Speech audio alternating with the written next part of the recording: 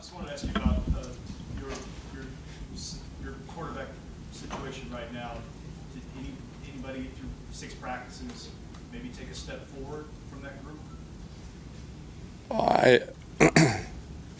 I think it's telling that through 6 practices, Cardell Jones is still getting the majority of reps with the ones. So to say that he's head and shoulders or taking a step forward like you asked, I don't know that would be accurate, but he hasn't done anything to not deserve to take those reps. Front row, Bill.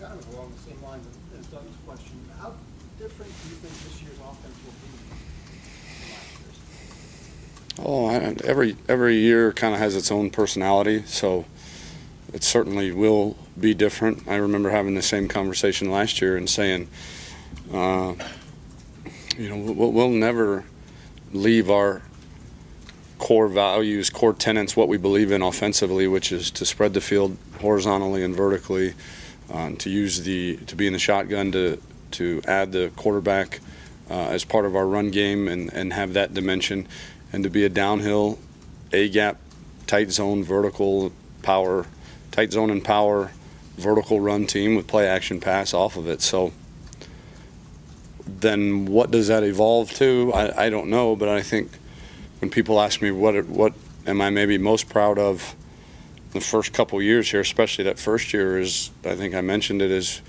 we didn't fit a square peg into a round hole, and I think it's hard. It's hard to say, well, or not say, this is our system, this is what we do, so we're going to do it because that's what we know how to do, when you got to figure out what everybody can do, what they do well, and try to mask the deficiencies while you're improving them, and yet play to the strengths. So where that's headed after 6 spring practices, I have no idea, but it'll be different. And again, it's early, but can you give your little absolute view of how the running backs and wide receivers specifically are shaping up? Good. I mean, nothing. I mean, I don't know. Strong to quite strong. Guys that are kind of taking that step and saying, okay, I can use him. Yeah, I mean, I walked in a little bit on Coach Myers. I think moving Devin Smith around a little bit, we've done that. That might help him in his development and allow him to utilize what he does best. Obviously, Dontre is playing well, and we haven't even done some of the stuff that we're planning to do with him in terms of getting him in the backfield and getting him some running back touches. And then, Corey Smith he's got a chance to be the best one of the whole group if he plays consistently. Super talented kid that hopefully we can continue to pound home how talented and what that talent can mean to himself and us as a team. And then running backs, Ezekiel is still a bit inconsistent, still plays like a freshman, unfortunately, at times.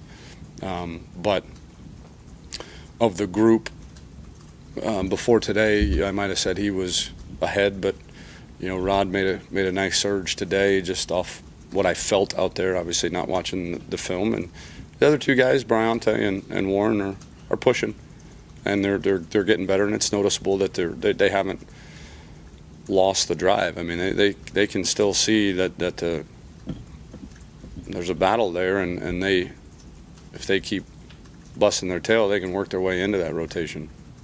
Tim. Yeah, Tom, indulge me here a little bit. Play like I'm one of those quarterbacks. God, I hope not. No. JT or Cardale, but what would you say to them the last 9 practices of spring? What could each one of those guys do to make that move, to get your attention, to be the backup guy at least? Yeah, I tell those 2 guys a lot of the time, just be you. Their strengths are so different. I tell JT, you get paid, and again, he gets paid a scholarship. That's what I'm talking about. You get paid to make great decisions, to get the ball out of your hands and be accurate. You don't get paid. You're not going to grow. Your arm this year is not going to get a whole lot stronger, maybe through the weight room and two-a-days and all that, but through these 9 practices, be on time, be accurate, and be right in what you do with the football. Cardell, your strengths are different as well. Cardell is 6'5" and 250 pounds and can throw it through that wall, and use some of that. Use the talents that you have, and then while we develop the portions of your game that need to be developed, we'll do that. And Cardell's done a great job. Like I said, I mean, he has done nothing to deserve less reps with the ones right now. He's playing like a quarterback at Ohio State should. But through the 9 practices, we just need for those guys to play to their strengths.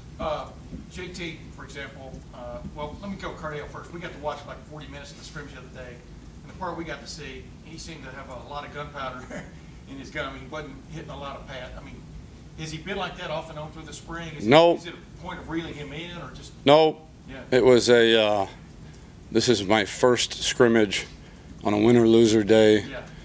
Run it as the quarterback with the first offense at The Ohio State University, and I'm nervous as hell.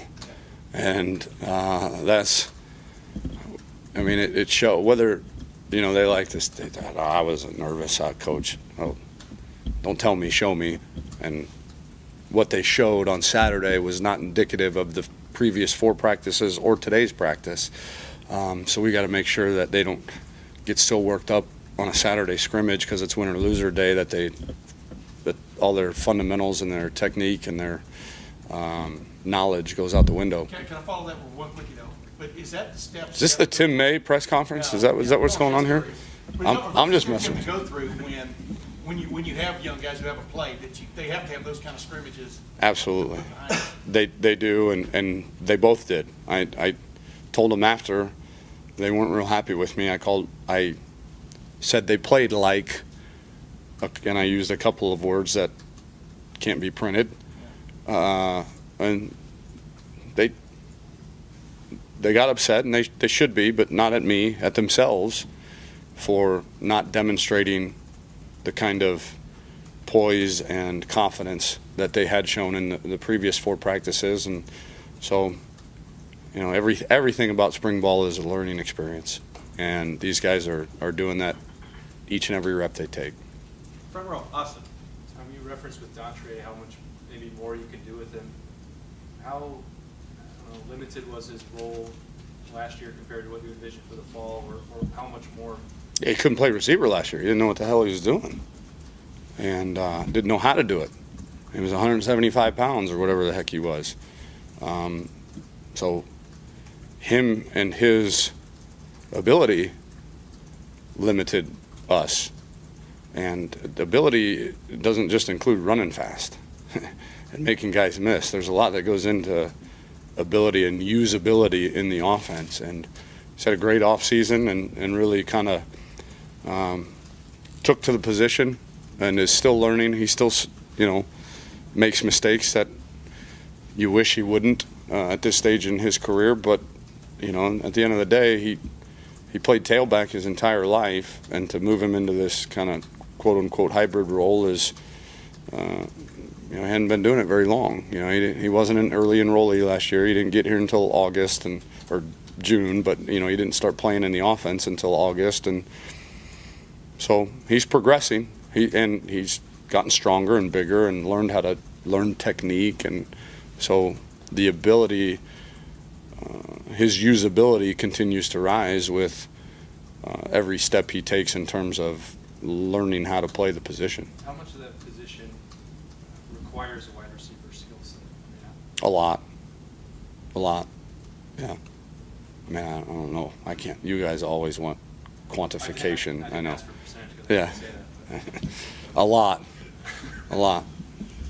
Front row, Todd. Tom, probably isn't the spring that you envision coming in, getting asked a lot about two guys who battle for the backup spot, as opposed to the guy that, this guy that every coach on this team says is the best player in your team. You really don't have a chance to evaluate him. One is that it's frustrating on your end to not be able to develop him at this time of the year when most other guys are being developed. And two, is he making progress out there with what he's being asked to do? To answer your first question, is it frustrating? Yes.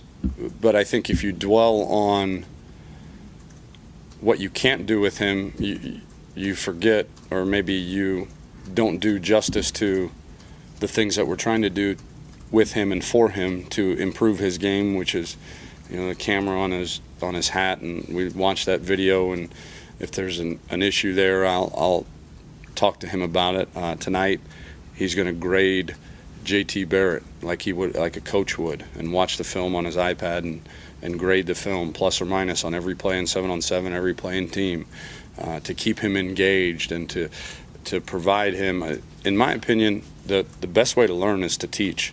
I've learned more about football from teaching it to young people than probably any lectures or any older people telling me, because it's kind of a process. It's a trial and error. It's an immersion into the game that he might not have done had he been out there and exhausted from practice and just want to go home and go to sleep and all that. And so I think he's embraced, here's what I can do, and so let's turn a negative into a positive and do that.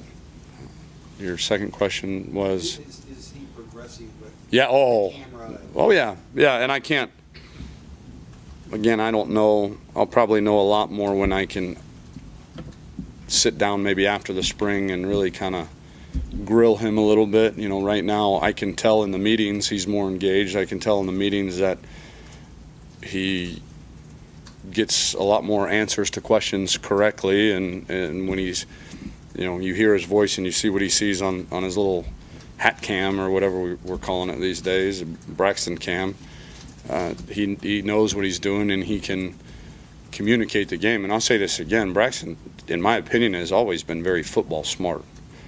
You don't get to do the things that you do on a football field without kind of understanding what's going on. I think speaking the language like a coach was very, very foreign to him, and so we're trying to develop that as much as possible, because you could ask him questions and you a lot of times get the, I don't know why I knew, I just knew, kind of answer. Well, the first step is knowing, so at least we conquered that part. So now let's figure out how to communicate and speak the language like we do, to allow you the best opportunity when you go interview for a job in March, April, and May of next year, that you present yourself as best you can. Last question, Dave. Tom, can you touch on the offensive line a little bit? Obviously losing 4 starters. Pat Elflein's kind of like a second returning starter, though. Is it a big concern without having to quantify it? Yes, talk about the O-line a little it's bit. big concern. I'd be a lot more concerned if I didn't believe that the talent was there and I didn't believe in Ed Warner. This group of O-linemen, whether we like to say it or not, is much farther ahead than the group of O-linemen our first spring. You want to talk about some dudes that needed some molding and some culture and Ed Warner basically took the weakness of the offense and within 24 months, less than 24 months, turned it into the absolute, hands down, not even close, strength and backbone of the offense. And so last I checked, Ed Warner's still the offensive line coach, and we're farther along in that room than we were at this time 2 years ago. Is it frustrating a little bit that it doesn't look like it did in 2-a-days last year? Yeah, it is, but I think when you take a step back and have some perspective and understand the talent that's in that room, and then the guy that's coaching him, you're confident in the future. You're discouraged at the present or frustrated at the present, but certainly confident that the future will take care of itself. Just a real quick follow-up, is center pretty much a toss-up between Bourne and Price? I mean, Yeah. Through 6 practices, it'd be two, in the first 2 being non-padded. We've really only had 4 padded practices, so it'd be unfair for me to say that there's a leader in that department. Coach, thank you very much. Is Hale